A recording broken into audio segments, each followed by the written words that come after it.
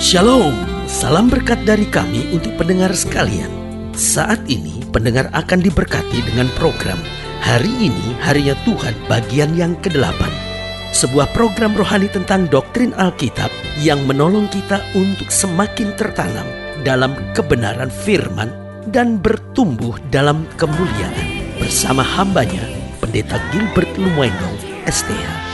Banyak orang merasa doktrin Alkitab sebagai sesuatu yang membingungkan. Tetapi tahukah saudara bahwa doktrin Alkitab intinya adalah memahami Alkitab dengan benar, dengan pemahaman yang sistematis, sehingga kita terus dapat tertanam di dalam kebenaran firman, sehingga kita terus bertumbuh di dalam kemuliaan Allah. Buka hati saudara sekalian untuk menerima berkat-berkat firman-Nya hari ini. Seringkali kemiskinan bukanlah sebuah nasib. Ada banyak orang yang menangisi kemiskinannya sambil berkata, ya mungkin memang nasib saya seperti ini, saya akan hidup miskin. Sebab dari mulai orang tua saya, kakek nenek saya, bahkan atas saya seluruhnya miskin. Dan juga mungkin nanti anak-anak saya akan seumur hidup dalam keadaan miskin. Nah, tahukah saudara bahwa kemiskinan bukan nasib, tapi seringkali kemiskinan adalah akibat dari kemalasan. Karena di mana ada orang-orang yang rajin, di mana ada orang-orang yang bekerja keras, selalu ada kemajuan yang akhirnya membawanya pada keberhasilan. Haleluya. Selamat datang dalam program kita Hari Ini Harinya Tuhan, sebuah program rohani yang kembali mengingatkan kepada kita betapa pentingnya kita menjadikan firman Tuhan sebagai dasar keseharian hidup kita. Karena selama kita menjadikan firman Tuhan sebagai dasar keseharian dalam hidup kita, langkah-langkah ke depan kita penuh dengan kepastian, kemenangan, berkat, mujizat, dan perkara-perkara yang besar. Haleluya. Dan dalam program ini kita memang sedang membahas tentang pemalas. Nah, saudaraku yang kekasih dalam Tuhan, kemalasan mengakibatkan kemiskinan. Kemalasan juga akan mengakibatkan banyak persoalan dalam hidup kita. Tetapi seringkali ada banyak orang yang tidak menyadari. Dia selalu berkata, saya tidak malas, saya berusaha untuk rajin, cuman ada banyak hal saja yang tidak mendukung keberadaan saya. Nah, saudaraku yang kasih dalam Tuhan, itu yang kita mau bahas dan pelajari hari ini dari Amsal pasal 6, ayat yang pertama sampai ayatnya yang ke-19. Amsal pasal 6 ayat yang pertama sampai ayat yang ke-19, demikian firman Tuhan. Hai anakku, jikalau engkau menjadi penanggung sesamamu dan membuat persetujuan dengan orang lain, jikalau engkau terjerat dalam perkataan mulutmu, tertangkap dalam perkataan mulutmu, buatlah begini hai anakku, dan lepaskanlah dirimu. Jadi Alkitab sudah mengajarkan kepada kita ada masa-masanya di mana kita berbuat salah, dan akibat kesalahan kita dikatakan pada ayat yang kedua tadi, jikalau engkau terjerat dalam perkataan mulutmu. Jadi akibat kesalahan kita mendapat banyak masalah. Jangan malas, jangan putus asa, jangan kecewa, jangan langsung lemah, jangan langsung berkata wah karena dia sudah sukar. Tapi dikatakan buatlah begini hai anakku, dan lepaskanlah dirimu. Artinya ayo rajin, ayo bertindak, ayo berbuat sesuatu. Karena engkau telah jatuh ke dalam genggaman sesamamu. Pergilah, berlututlah dan desaklah sesamamu itu. Janganlah membiarkan matamu tidur dan kelopak matamu mengantuk. Lepaskanlah dirimu seperti kijang daripada tangkapan, seperti burung daripada tangan pemikat. Hai pemalas, pergilah kepada semut, perhatikanlah lakunya dan jadilah bijak. Biarpun tidak ada pemimpinnya, pengaturnya atau penguasanya, ia menyediakan rotinya di musim panas dan mengumpulkan makanannya pada waktu panen. Hai pemalas, berapa lama lagi engkau berbaring? Bilakah engkau akan bangun dari tidurmu? Tidur sebentar lagi, mengantuk sebentar lagi, melipat tangan sebentar lagi untuk tinggal berbaring. Maka datanglah kemiskinan kepadamu seperti seorang penyerbu, dan kekurangan seperti orang yang bersenjata. Tak bergunalah dan jahatlah orang yang hidup dengan mulut serong, yang mengedipkan matanya, yang bermain kaki dan menunjuk-nunjuk dengan jari, yang hatinya mengandung tipu muslihat, yang senantiasa merencanakan kejahatan dan yang menimbulkan pertengkaran. Itulah sebabnya ia ditimpa kebinasaan dengan tiba-tiba, sesaat saja ia diremukkan tanpa dapat dipulihkan lagi. 6 perkara ini dibenci Tuhan, bahkan 7 perkara yang menjadi kekejian bagi hatinya: mata sombong, lidah dusta, tangan yang menumpahkan darah orang yang tidak bersalah, hati yang membuat rencana-rencana yang jahat, kaki yang segera lari menuju kejahatan, seorang saksi dusta yang menyembur-nyemburkan kebohongan, dan yang menimbulkan pertengkaran saudara.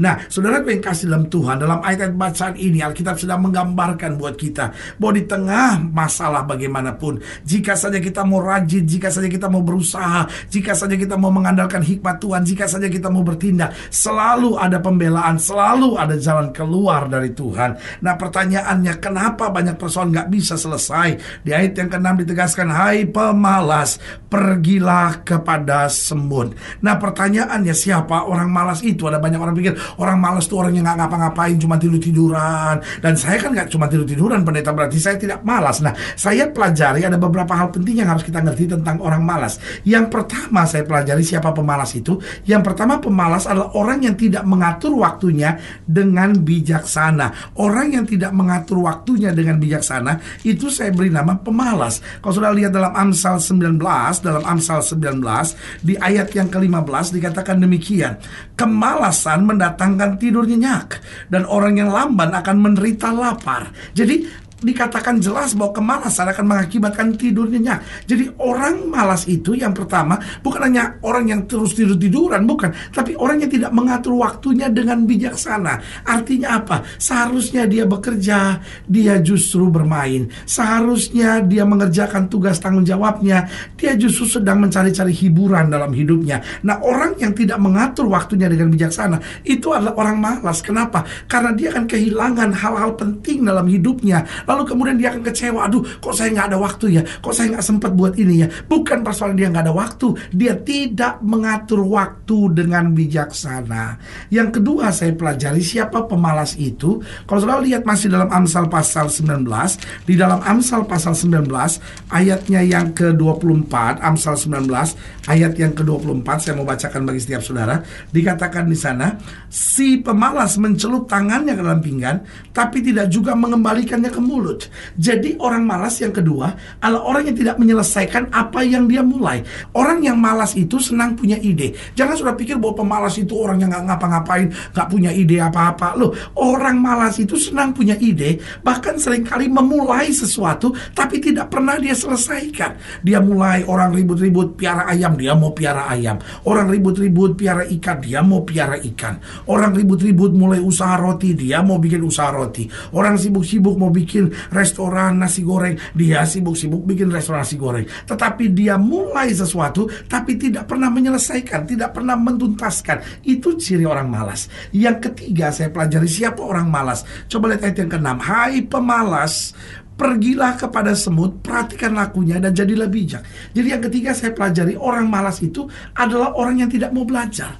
Buat orang malas, dirinya udah cukup baik. Buat orang malas, dia merasa dia selalu sudah mengerjakan yang terbaik. Sehingga orang malas cuma bisa mengkritik orang lain, merasa orang lain salah, dan dirinya yang paling benar. Tetapi saudaraku yang kasih dalam Tuhan, orang rajin adalah orang yang mau terus belajar, mau terus mengkoreksi hidupnya, sampai hidupnya berkenan di hadapan Tuhan.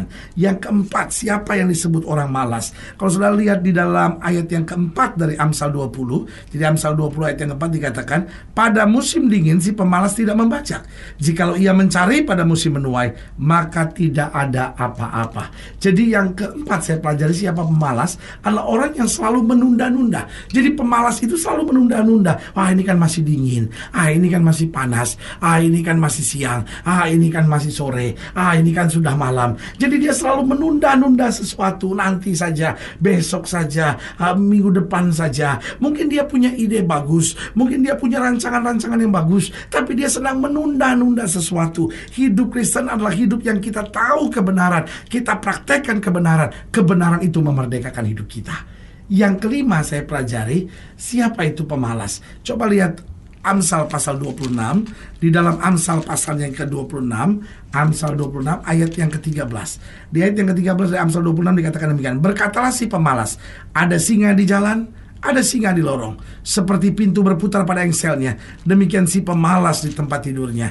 Jadi yang kelima saya pelajari, orang malas itu adalah orang yang selalu mencari-cari alasan. Selalu dia temukan alasan. Loh, bukannya saya nggak mau maju, bukannya saya nggak mau melayani, tetapi kan saya masih sibuk. Bukannya saya tidak mau bertindak, bukannya saya tidak mau berjuang, tetapi kan ya tubuh saya lagi lemah hari-hari ini. Jadi dia selalu mencari-cari alasan. Orang rajin, dia selalu mencari kesempatan, tetapi orang malas selalu mencari alasan. Yang keenam, yang terakhir saya pelajari, siapa itu orang malas? Kalau sudah lihat masih dalam Amsal pasal 26 pada ayat yang ke-16, saudara akan lihat di sana kebenaran firman Tuhan yang jelas. Di dalam Amsal 26 ayat yang ke-16 dikatakan demikian, si pemalas menganggap dirinya lebih bijak daripada 7 orang yang menjawab dengan bijaksana.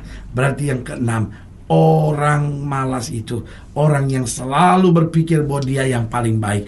Dia merasa orang lain salah, dia merasa orang lain gak tahu apa-apa, dia merasa orang lain bodoh, cuman dia yang paling pintar. Saudaraku yang kekasih dalam Tuhan, kemalasan akan mendatangkan kemiskinan, kemalasan akan mendatangkan kesulitan dalam hidup kita. Sebagai hamba Allah, saya hanya mau ingatkan buat saudara, mari jadi orang-orang yang rajin. Suami-suami, ayo jadi suami yang rajin. Istri-istri, ayo jadi istri yang rajin. Anak-anak muda dari masa muda saudara, ayo belajar jadi orang rajin. Engkau boleh mendengar program ini dan berkata, pendeta saya sebetulnya orang miskin sekali. Sebagai hamba Allah, saya mau ingatkan buat saudara, kemiskinan bukan nasib, tapi seringkali kemiskinan akibat dari kemalasan. Engkau harus bangkit, engkau harus berjuang, engkau harus jadi orang rajin. Sudah baca dalam Alkitab, sudah pelajari, Yesus adalah Tuhan yang rajin. Alkitab berkata, pagi-pagi benar ketika hari masih gelap, dia naik ke atas bukit seorang diri dan berdoa. Berarti dia rajin. Dia memulai hari-hari hidupnya ketika hari masih gelap, ketika semua orang masih tertidur. Dia memakai waktu yang terbaik itu untuk datang berdoa. Dia naik ke atas bukit. Berarti ada gerakan yang dia buat, ada tindakan, ada langkah, ada keringat yang bercucuran. Tetapi itu dia jalankan. Itu menggambarkan kepada kita dia Allah yang rajin. Maka dalam Alkitab Yesus sendiri berkata, Bapakku masih bekerja sampai sekarang, karena itu aku bekerja juga. Allah kita adalah Allah yang rajin. Itu berarti kalau kita menyebut diri kita anak Yesus, kita menyebut diri kita anak Allah, kita harus menjadi orang-orang yang rajin, yang berjuang. Tantangan kadang-kala ada, air mata boleh mengalir, keringat boleh bercucuran, tapi kita harus jadi orang-orang yang rajin dan melihat kemuliaan Tuhan dinyatakan. Haleluya. Kalau saya ingin dilayani lebih jauh, hubungi kami melalui telepon, hubungi kami melalui surat, kunjungi website kami, karena kami ada untuk membawa Bapak Ibu sudah senantiasa lebih dekat pada Tuhan dan mengalami kasih kuasa mujizat yang luar biasa. Secara khusus melalui program ini juga saya mau berdoa buat siap saudara yang sakit, siap saudara yang berbeban berat, karena kita percaya bahwa bagi Allah tidak ada perkara yang mustahil. Saudara yang didoakan secara khusus boleh taruh tangan kanan saudara di dada dan kita akan berdoa. Mari kita berdoa. Bapa, dalam nama Yesus, hamba berdoa buat yang sakit, hamba doa buat yang berbeban berat, hamba doa untuk setiap mereka yang sedang dalam pergumulan, khususnya mereka-mereka yang mungkin hari-hari ini menjadi orang-orang yang malas dan ingin bangkit, ingin menjadi orang-orang yang rajin. Bapa, hamba berdoa di dalam nama Yesus, Tuhan jamah, yang sakit Tuhan sembuhkan, yang lemah Tuhan kuatkan, yang susah Tuhan hiburkan, sehingga hal-hal dahsyat dan luar biasa boleh berlaku di dalam hidup umat-Mu. Di dalam nama Yesus kami berdoa, haleluya. Amin. Saudara yang kekasih dalam Tuhan, kita sudah berdoa. Ingat, tidak pernah Allah lalai menepati janjinya. Inilah saatnya buat kita untuk bangkit, bersemangat, bersuka cita dalam menghadapi segala perkara. Karena kita tahu Yesus hidup, Yesus mengasihi kita, Yesus punya rencana yang indah buat hidup kita, dan tidak pernah dan tidak akan pernah Yesus mengecewakan kita. Jadi orang-orang yang rajin dan rebut kemenangan di dalam Kristus. Doa saya menyertai saudara. Sampai berjumpa pada program berikut, dan jangan lupa jadikan hari ini harinya Tuhan. Haleluya.